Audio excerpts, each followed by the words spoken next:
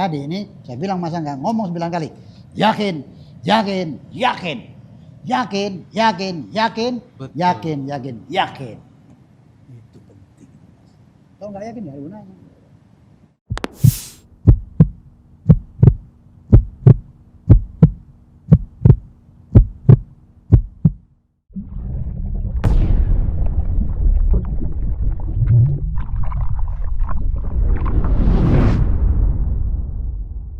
Kembali lagi Bapak, sebetulnya buku ini apa Pak? Iya. Oke. Iya kan berkaitan dengan cita-cita tadi, Betul, sudah betul. dituliskan, Benar. rinci, Iya, iya. minta sama Gusti Allah, Iya, iya, iya. ya kan?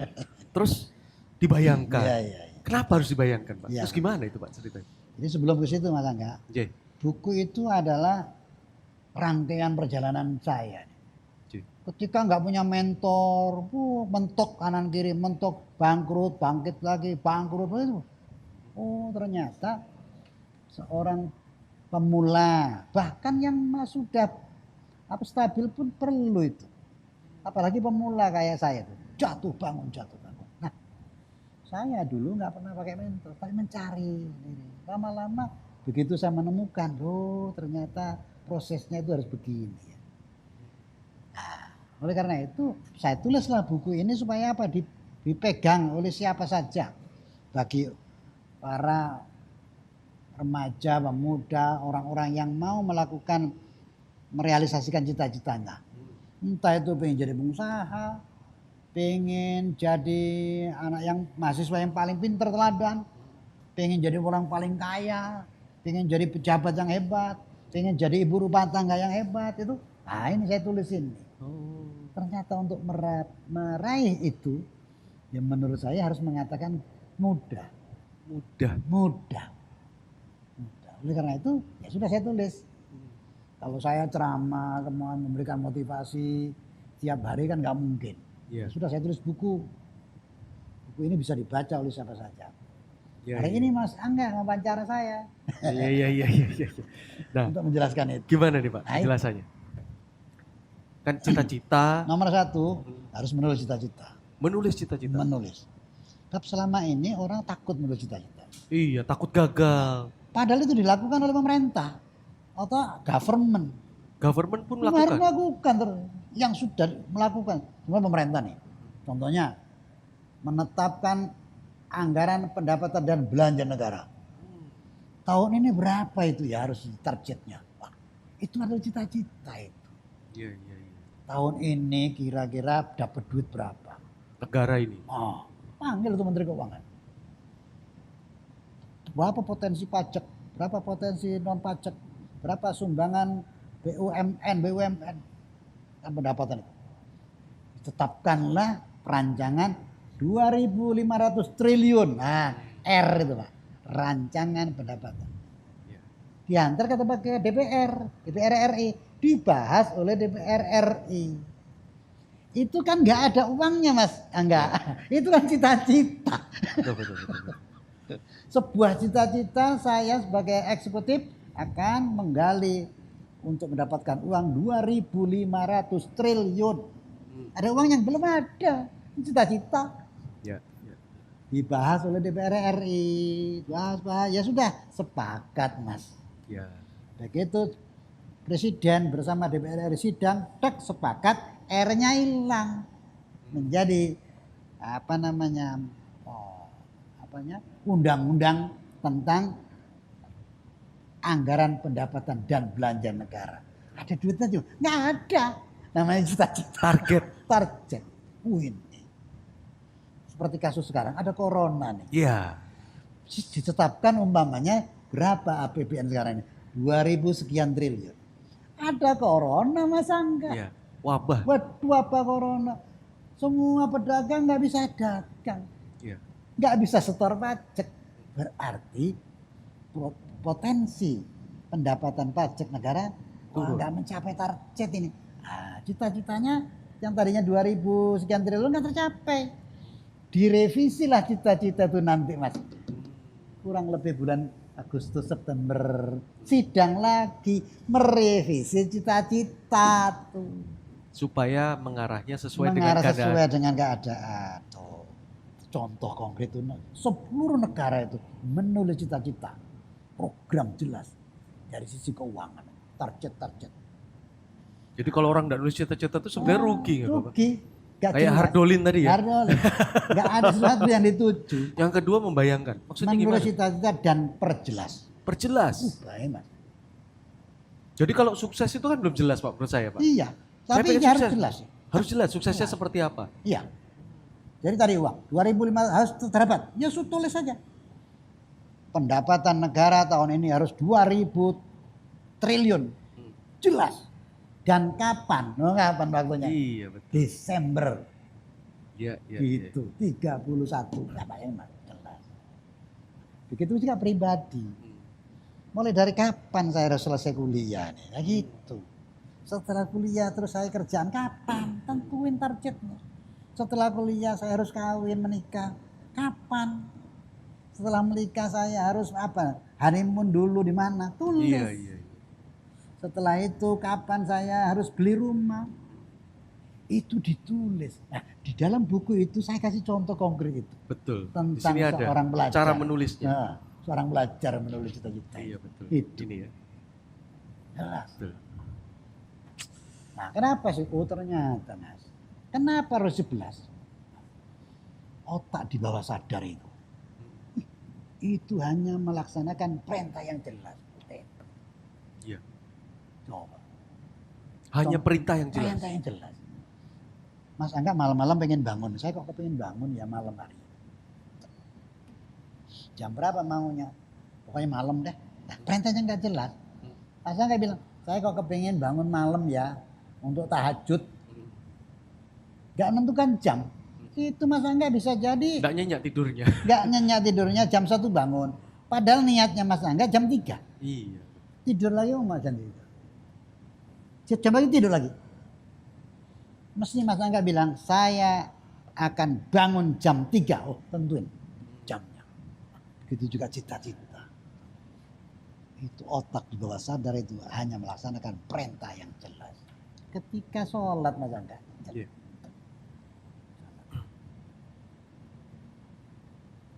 Sholat itu diantaranya yang wajib, yang rukun harus dibaca adalah surat Al-Fatihah.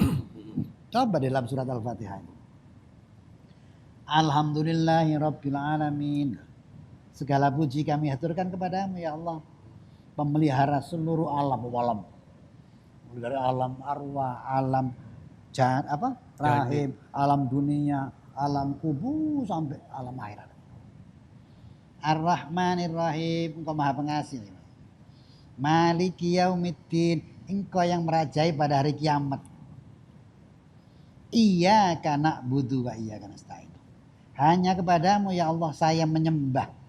Dan hanya kepadamu ya Allah saya mohon pertolongan. Tuh. Baru ngomong, minta tolong apa kamu kepada saya? Seakan-akan Allah bilang begitu. Itu kan dialog. Ihdinas siratal mustaqim.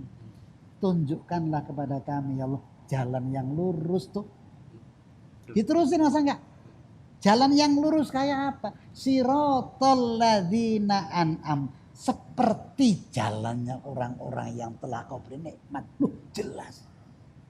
Minta petunjuk seperti apa? Seperti jalannya orang-orang yang telah kau beri nikmat. Bukan jalannya orang-orang yang kau murkai. Jelas. Iya ya.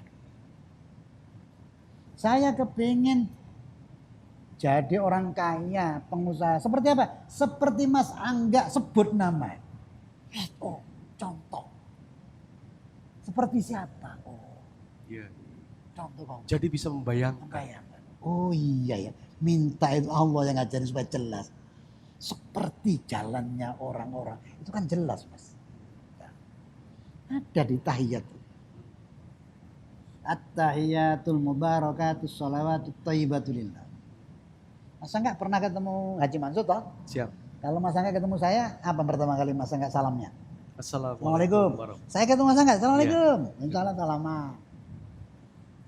Kalau ketemu Nabi Muhammad beda lagi. Iya. Ketemu tua, ketemu masuk masjid Madinah, Madinah. Nabawi, ziarah ke makam Rasul. Assalamualaikum ya Rasulullah. Kalau ketemu Allah salamnya gimana mas? Masa, Assalamualaikum ya Allah, mudah-mudahan engkau selamat ya Allah. Loh, Allah kok didoain selamat? Oh. Betul, Bahaya betul, nih. betul. Ketika salat itu berdialog dengan Allah, berarti ketemu Allah, maka salamnya beda. Apa salamnya Nabi Muhammad kepada Allah? At-tahiyyatul mubarakatus sholawatut thayyibatul lillah ya Allah. Makanya masa enggak saya ketika sholat enggak boleh main-main. Pakaiannya, ada prosedur tetap menghadap Allah. Nah, saya enggak cerita itu, cerita di dalam tahiyat itu. Asyhadu alla ilaha illallah wa asyhadu anna Muhammadar Rasulullah. Allahumma salli ala Sayyidina Muhammad. Ya Allah, berkenanlah engkau memberikan kemuliaan kepada Nabi Muhammad. Kama sallaita ala Sayyidina Ibrahim. Seperti kemuliaan yang telah kau berikan kepada Nabi Ibrahim. Jelas mintaannya itu. Makanya saya bikin tadi surat itu. Rupanya kalau minta sesuatu itu harus jelas. Kalau nggak jelas, malaikatnya bingung apa sih mintanya. Jadi nomor satu Mas Angga kembali lagi, tulis cita-citamu dengan jelas. Target waktu, target berapa. Meleset, nggak apa-apa, nanti direvisi lagi. Itu kecerdasan spiritual. Nomor dua, setelah nulis, membayangkan. Bayangin Mas. Seakan-akan itu sudah terwujud. Ya, caranya gampang, medamkan matanya. Ya, sambil senyum gitu. Seakan-akan terwujud. Kalau membayangkan yang enak-enak. Kalau membayangkan yang serem gimana Mas? Takut. Pergi haji. Cita-citanya apa? Umroh. Bayangin. Tetangga apa memberikan selamat. Yuk. Naik pesawat terbang. Membayangkan, pejamkan mata. Itu kecerdasan spiritual. Siapa yang nyuruh itu? Agama Gusti Allah. Di situ disebut ana inda dhanni abdi bi. Saya tergantung prasangka hambaku. Bayangin Pak. Mau prospek gagal. Gagal. Wah, pasti gagal. Ini corona bangkrut. Corona enggak bangkrut saya. Nah itu. Enggak. Itu. Enggak mungkin Pak jualan ini omsetnya lagi turun. Terjadi. Ini kecerdasan spiritual. Loh, kalau katanya, kita seorang Islam, iya. Mengikutin sopo, mengikutin Gusti Allah, ya sudah itu terjadi. Yang kedua, bayang. Tulis cita-citamu dengan jelas. Dua, bayangkan. Yang ketiga, selaraskan cita-citamu dengan pasanganmu. Pasangan. Nggak boleh berantem. Masa nggak partner sama saya usaha? Nggak boleh berantem. Kalau berantem itu nggak tercapai. Itu tulis cita-cita yang sudah ditulis. Atasan bawahan berantem. Atasan bawahan berantem enggak. Oh kita urut. Presiden dengan wakil presiden berantem. Itu nggak mencapai target. Presiden, wakil presiden, Menteri akur, Keuangan. menterinya nggak akur, nggak mencapai target itu. Perusahaan juga begitu. Iya.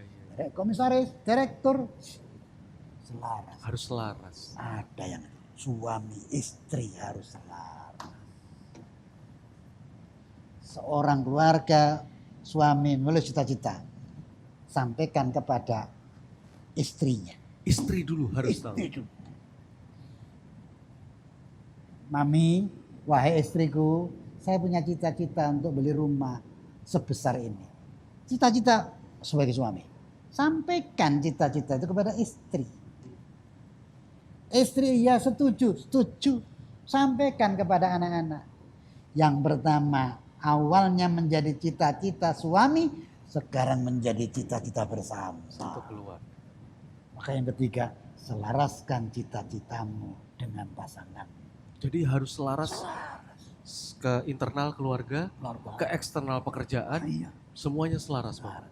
Kalau cita-cita keluarga harus selaras suami istri. Cita-cita perusahaan, komisaris, direktur, pemegang saham, selaras. Ini semua sama karyawan selaras. Negara selaras. Inilah kecerdasan spiritual. Maka Nabi bilang, salatul jama'ati afdalu min salatil faddi bisab'i wa isrin. Sembahyang sendiri itu pahalanya 1. Ya. Begitu berjamaah 27. Apa artinya? Begitu suami, istri, anak selaras, itu segera diwujudkan itu cita-citanya oleh Allah. Karena ini kecerdasan spiritual. Nomor 1 cita-cita sudah, bayangkan, diperjelas, bayangkan, selaraskan. Apa kecerdasan spiritual yang keempat? Supaya cita-cita yang kamu tulis itu terwujud, maka mintalah doa sama orang tuamu. Betul. Bayangin Pak. Silakan minta doa kepada wali, Ya. habaib, kiai boleh. Itu tapi nomor 2. Betul. Jangan di nomor 1-kan. Nomor Doa 1 harus orang tua. Orang tua. Doa wali, doa habib, doa kiai kalah dengan doa ibunya untuk anaknya. Nah, untuk anaknya loh. Iya. Untuk anaknya. Apapun status ibunya itu. Jangan melihat ibunya saya maksiat, enggak apa-apa itu, hati-hati itu ibu berdoa bergetar itu langit. Salah kaprah nih. Iya. Sama orang hormat, sama Iya, tokoh betul. hormat, ibunya disepelin. Ini contoh nggak sukses ya. Betul Bapak. Ya, baik Pak. Kecerdasan. Kalau ada pertanyaan Bapak, Nah, kalau orang tuanya sudah tidak ada, nggak ada. gimana? Ada. Mintanya ke siapa? Nah, kalau ada contoh Nabi itu, kalau bapak ibunya nggak ada, ya, kirimin doa dia. Kalau kuburannya ada, silato ziarah kuburnya. Datengin itu. Di mana datengin? Jauh Pak, nggak punya ongkos. Yang nyuruh ziarah untuk mengabdi sama orang tua siapa? Allah. Minta ongkos sama Allah. Betul. Salah banyak perantau di Jakarta ini. Kok nggak pulang kamu bertahun-tahun? Berapa tahun kamu nggak pulang? 5 tahun Pak Mansur. Kenapa kok nggak pulang? Belum berhasil. Ibumu nelpon nggak? Nelpon Pak. Nah pulang nak, aku nih kangen. Terus saya nggak pulang Pak karena nggak berhasil. Karena kamu tidak memenuhi panggilan ibumu, Makanya nggak kamu berhasil. nggak berhasil. Oh gitu, iya. Jadi yang keempat tadi, mintalah doa sama orang tua. Kata siapa? Kata Allah langsung, bayangin Mas. Ridullah fi ridul walidain, fasuhtullahi fi suhtil walidain. Ridhoku tergantung ridho kedua orang tuamu. Dan marahku tergantung marah ke. Masya Allah Mas. Kelima. Pantaskan dirimu terhadap cita-cita yang sudah kamu tulis. Sudah nih. Ya. Apa pantasnya? Pengen apa sih? Gitu. Pengen meraih omset besar. Ya pantasnya lebih aktif. Apa? Silaturahmi nawar-nawarin barang. Oh lagi PSBB Pak. Ya sudah mewakili medsos. Ya. Yang penting usaha. Usaha. Yang dinilai oleh Allah tuh usahanya. Yang menentukan hasil Allah. Ini namanya memantaskan dirimu terhadap cita-cita yang kamu tulis. Yang tadinya nggak bangun pagi, semangat pagi, lebih rajin. Itu sudah. Tugasnya itu memang. Ini enggak, ini cita-cita aja gesip, malas. Enggak. Akhirnya Allah Ngeluh. cita-citanya Iya. pantaskan dirimu terhadap dia. Sehingga Allah bilang apa? Memang kamu memang pantas. Saya wujudkan cita-citamu karena begitu hebat kamu rajinnya. Coba. Dan sebaliknya, nggak pantas kamu saya wujudkan karena kamu malas. Baru kena COVID-19 saja sudah ngeluh. Betul. Memang nggak pantas. Padahal kamu COVID ini bisa jadi cuma sebulan, bisa 2 bulan, 3 bulan. Terus sabar aja. Jangan marah, jangan mengeluh. Nyerah Pakai malah. medsos terus. Iya, Itu begitu selesai. Ceng. Itu namanya memantaskan diri terhadap cita-cita yang sudah ditulis. kecerdasan spiritual ke-6. Apa? Pantaskan dirimu terhadap Allah. Yang mewujudkan cita-cita siapa sih? Allah. Yang ibu kamu berdoa kepada siapa? Allah. Oh, pantaskan dirimu di hadapan Allah. Apa itu? Yang bisa mewujudkan Allah ya sudah. Begitu azan berhenti dong. Iya. Jangan wawancara terus begini. Iya. Tadi sudah berhenti, Pak. Berhenti tadi berhenti. Memantaskan diri kepada Allah. Coba ini kecerdasan. Allahu Akbar. Dipanggil Nah, soalnya. yang Kristen ke gereja. Gitu bayangin. Bayangin. Itu memantaskan diri. Kan Allah yang wujud. Iya. Ini sudah adzan, sudah dipanggil, enggak budek namanya. Padahal dia yang wujud. Ya, selesai. Yang ke-7, keluarkan derma. Infak sedekah. Zakat. Bayangin. Pertanyaannya gini, menarik. Yang nyuruh ngeluarin infak siapa? Allah. Infak dong. Saya nggak punya duit Pak Mansur. Loh, siapa bilang nggak punya duit? Allah itu nggak pernah nggak ngasih duit. Ngasih terus. Ada kalanya 5.000 sehari, ada 10.000, ada yang juta. Ada yang miliar. Saya pernah nanya tuh sama miskin-miskin orang. Ibu miskin, iya.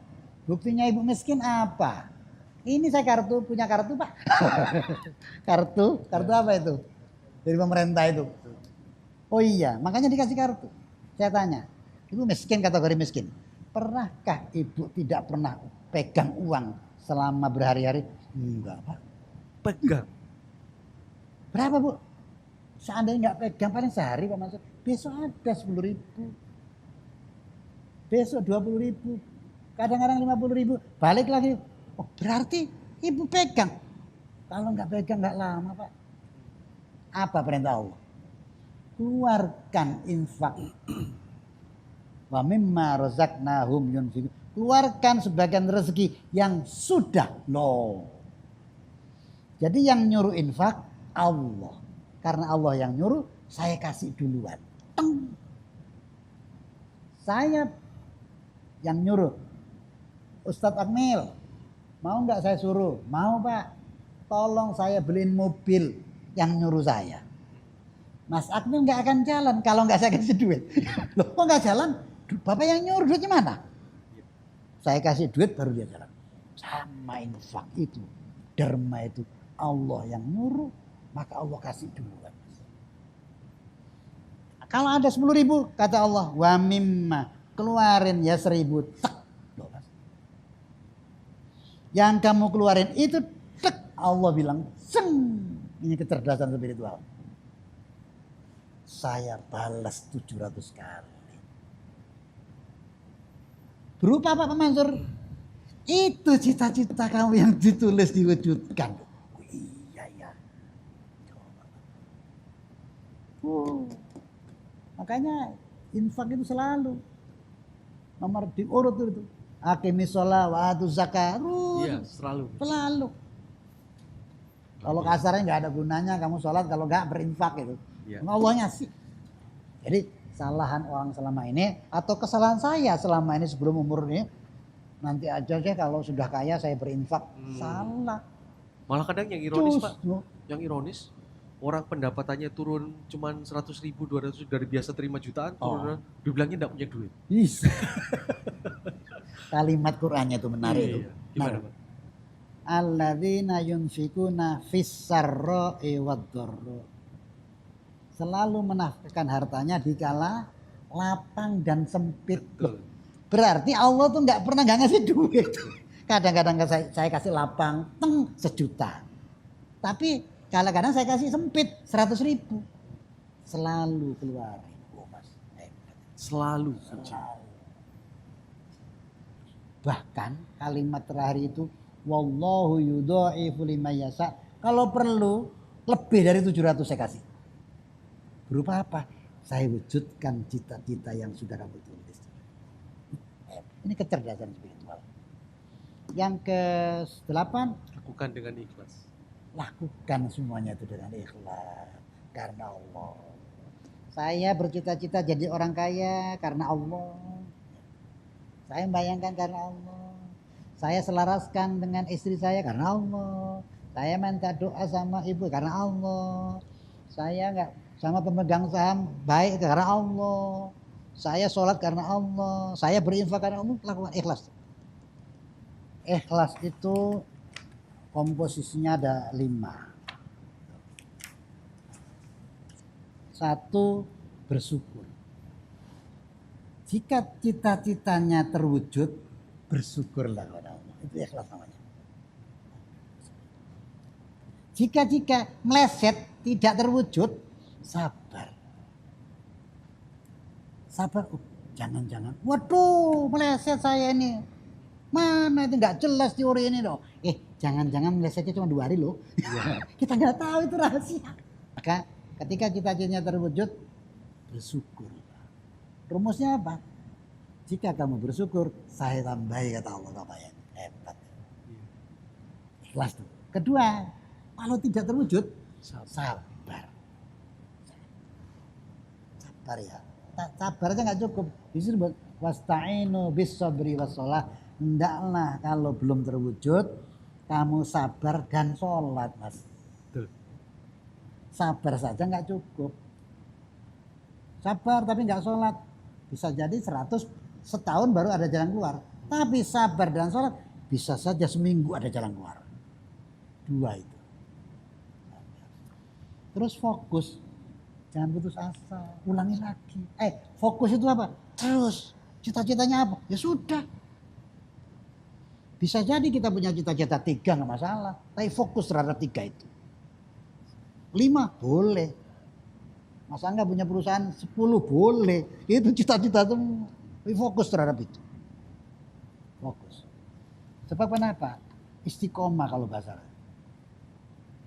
Innal ladzina qalu rabbuna summastaqamu tatanazzalu alaihimul malaikat.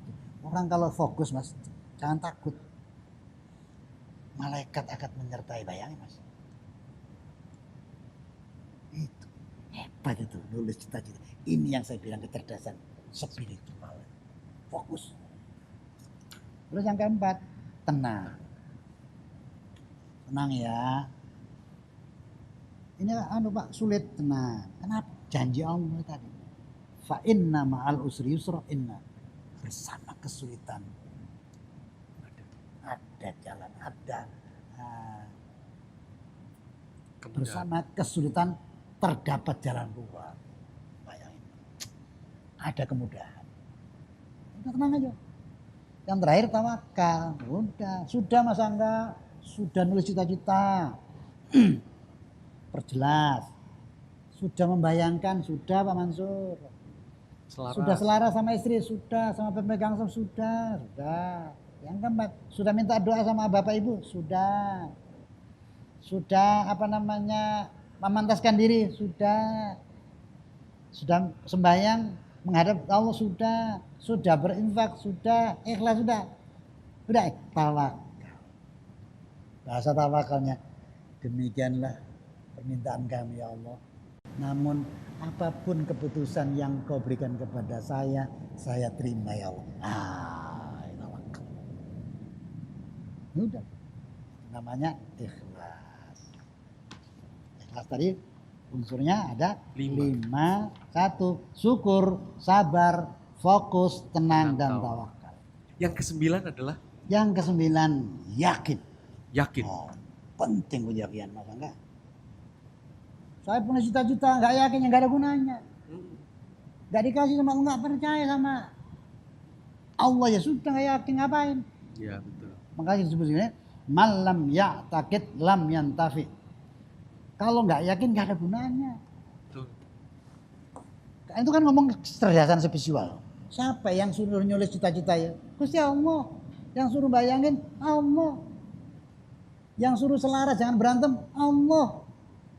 Yang nyuruh minta doa sama orang tua Allah. Yang suruh memantaskan diri Allah. Allah bilang, la yughayyiru ma biqaumin hatta yughayyiru ma bi. Tidak akan aku rubah nasibmu kecuali kamu turut serta merubah. Duh, bayangin Pak. Itu memantaskan diri tuh. pengen ini kok lemas. Tidak akan rubah. Tidak akan aku ubah nasibmu. Kamu kecuali kamu turut serta merubah. Walaupun aku juga yang merubah. Tapi aku nunggu. Kamu turut enggak sih? Itu kayak kita ngeliat orang malas Pak iya. ya. Gak seneng. Terus apa namanya? Mantaskan diri di hadapan Allah sudah berinfak. Gak yakin gak ada gunanya. Iya. Buat apa? Nah, itu nomor 9. Yakin. Yakin. Maka di ini saya bilang masa nggak ngomong 9 kali. Yakin. Betul. Yakin.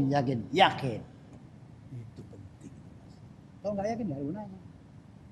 Iya. Nah, terus selesai. Ada terakhir nih Mas. Rumus yakin. Nah, ini rumus yakin Mas. Ada rumusnya. Ada rumus. 1, nggak yakin ya? Keyakinan tuh berapa? Angkanya 1 dan 0. 1 kali 0, 0. 0. 1 keyakinan, 1 cita-cita, tapi 0 keyakinan, ya 0. Iya. Bayangin masalahnya. Saya punya 1 cita-cita, nggak yakin, ya 0. Saya punya 3 cita-cita, yakin, maka 3 keberhasilan. Bayangin. Itu. Rumus yakin Bapak. Rumus yakin. Jadi yang ke-9 tadi Mas Angga yakin. Gak ada gunanya kalau nggak yakin. Terus yakin itu ada rumusnya apa itu? Rumus keyakinan. Angkanya hanya 1 dan 0. Apa artinya? Kalau Anda punya 10 cita-cita tapi 0 keyakinan sama dengan 10 kali 0. Nggak ada gunanya.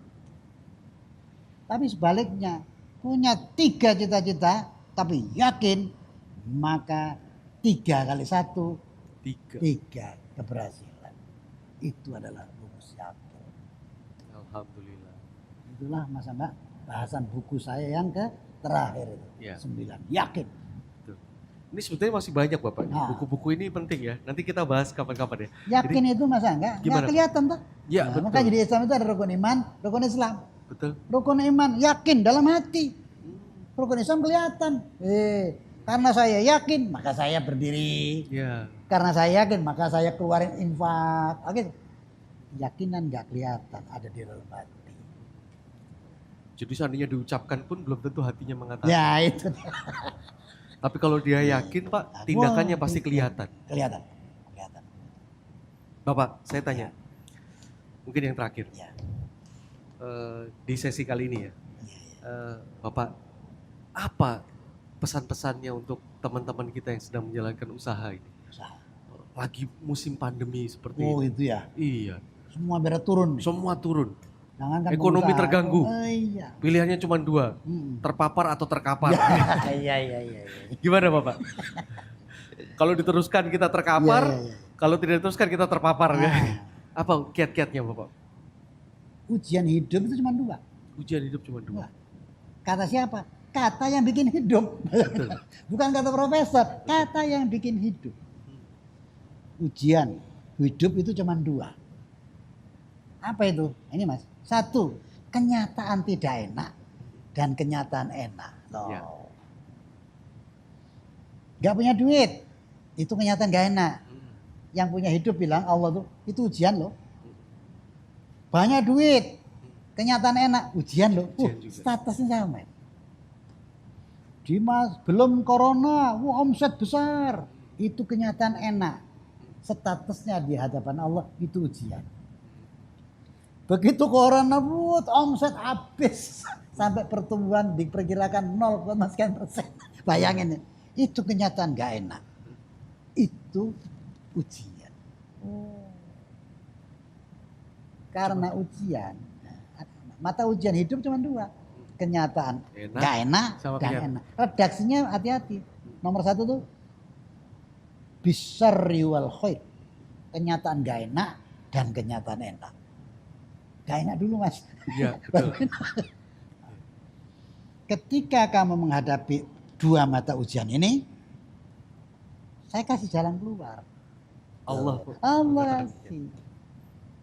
Apa jalan keluar? Jika kamu menghadapi hidup kenyataan enak, ini jalan keluarnya. La in sakartum la azidannakum. Bersyukurlah kamu. Saya tambahin. Jika kamu menghadapi kenyataan gak enak nih corona nih, omset turun, ini jalan keluarnya kata Allah. Wasta'inu bis sabri wassalam. Sabar dan Sabar dan jangan lupa sembahyang, jangan lupa tetap berdoa. Gak boleh marah-marah loh. Sebab kalau Anda kenyataan gak enak, Anda marah, ini lama panjang. Panjang ini diuji dari Allah. Kalau pengen cepat, justru sabar dan sholat. Cepat itu, set. Kenyataan enak lagi. Iya. Mata ujian hidup cuma dua. Kenyataan gak enak dan enak. Di mata Allah sama. Nah, kalau begitu apa yang dicari ini? Jadilah. Makanya kalau ada pejabat ya. Berkat ridho Allah saya jadi menteri. Pesta nih ya. Iya. Berkat ridho Allah omset saya naik. Penjualan. Anda baru dapat nikmat itu. Iya, belum ridho. Belum tentu diridhoi. Iya. Masih ujian. Masih ujian itu. Masih ujian. Masih berkat nikmat Allah. Nah, masih ujian. Begitu dia jabat tuh 5 tahun hebat, mungkin ridho Allah turun. Iya, betul. Tapi kalau menjabat 3 tahun ketangkep KPK. Ini jadi nikmat Allah. Iya, itu. masih nikmat itu. Nikmat ini. Belum ridhonya. Ujian berupa kenikmatan, ini ujian berupa ketidakenan corona. Ya sudah, ini sabar ini. Yang dicari, jadilah orang yang sukses yang diridhoi oleh Allah. Saya ulangi Pak. Jadilah orang yang sukses yang yang diridhoi Allah. Kalau terpaksa jadi orang yang gak sukses, orang miskin, jadilah orang miskin yang diridhoi oleh Allah. Coba ya. Kalau ada pegawai Mas Angga nih, ini sudah, dilatih sudah, diiniin sudah, ini. Kok nggak suke-suke? Jangan-jangan ini termasuk miskin kultural. Miskin itu ada 2, ada kultur, ada struktur. Miskin kultural dan miskin struktural. Iya. Gimana itu Bapak maksudnya? Miskin kultural itu, Mas Angga sudah sekolahin, sudah ini, kasih modal, ambruk lagi. Sampai 27 kali. Ya sudah, kalau ini memang kulturnya nggak bisa. Oh. Ada yang mixing. Watak gitu. Ya sudah, terus saja. Nah, fungsi Pak Angga sebagai negara tuh udah disumbang terus. Gitu. Sebagailah pribadi yang berfungsi sebagai negarawan. Ya. Nah, ada yang miskin Struktural. miskin karena kebijakan pemerintah. Seperti kebijakan apa nih? Oh, ada corona, ya sudah, sementara. Begitu selesai corona, bangkit dia. Betul. Dia terus berkembang. Ini kaya lagi dia. Ada warung nih, sebelum ada jalan tol, ramai-ramai Mas. Omset ramai. Begitu dibuka jalan tol, miskin dia sepi. Ini miskin struktural. Iya. Miskin karena kebijakan tol. Kayaknya harusnya bangkit dia ya. cari lagi dia. Bangkit lagi dia. Kembali lagi yang dinilai usahanya. Jadi corona ya sudah sabar, jangan marah-marah. Sebab Anda marah, Anda mengumpat, tambah lama. Dinikmati. Nah, dinikmati. Kalimat yang menarik. Pak Mansur gimana gak punya duit? Kalimat itu penting. Saya sering ngomong, udah berapa lama pegang duit? Baru kali ini Pak. Coba nikmati. Gak punya duit itu. Nikmat loh. Selama ini enak ditransfer jalan terus bertahun-tahun. Tahu-tahu jangan coba nikmati. Bagaimana nikmatnya gak punya duit? Pernah nggak? Iya Pak. Pak Mansur pernah, nanti ceritanya. Kita sambung episode berikutnya Bapak ya. Iya. Itu penting Pak. Betul. Nikmati. Saya kira itu Mas Angga. Terima kasih Bapak. Masya Allah hari ini dapat rezeki banyak banget ya. Teman-teman, saya yakin banyak hal yang kita bisa ambil, kita bisa dapatkan materi pembelajaran beliau. Dan ingat sekali lagi, jangan seperti dokter tadi ya Bapak ya. Ilmunya banyak, beasiswa terus. Mentalnya harus berubah, semua keyakinannya berubah. Ini baru bahasan dari buku beliau, bukunya Pak Kiai yang 9 langkah percepatan rezeki, mempercepat datangnya rezeki itu ya. Nah jadi nanti insya Allah semoga Bapak selalu sehat panjang umur. Amin. Amin. Amin. Para teman-teman juga selalu sehat panjang umur sehingga kita bisa ketemu lagi di pertemuan berikutnya untuk bahasan lebih lanjut. Masih banyak banget PR-nya. Ini beliau punya rangkaian berapa Bapak rencananya? 5 buku? 5 buku. 5 buku. Ya ini baru ada 3 buku, nanti kita bedah satu persatu supaya memahami langsung dari narasumbernya.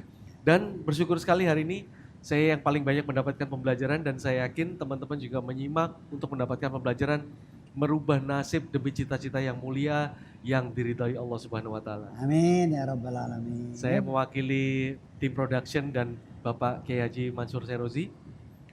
Mohon maaf bila ada kalimat atau perkataan atau sikap kami yang kurang berkenan. Yang benar semuanya datang dari Allah Subhanahu wa taala. Semoga kita bisa mendapatkan ridhonya, memetik semua yang ada di dunia ini untuk mencapai kebahagiaan di akhirat nanti. Amin. Saya Angga Pambudi, terima kasih. Assalamualaikum warahmatullahi wabarakatuh. Waalaikumsalam warahmatullahi wabarakatuh.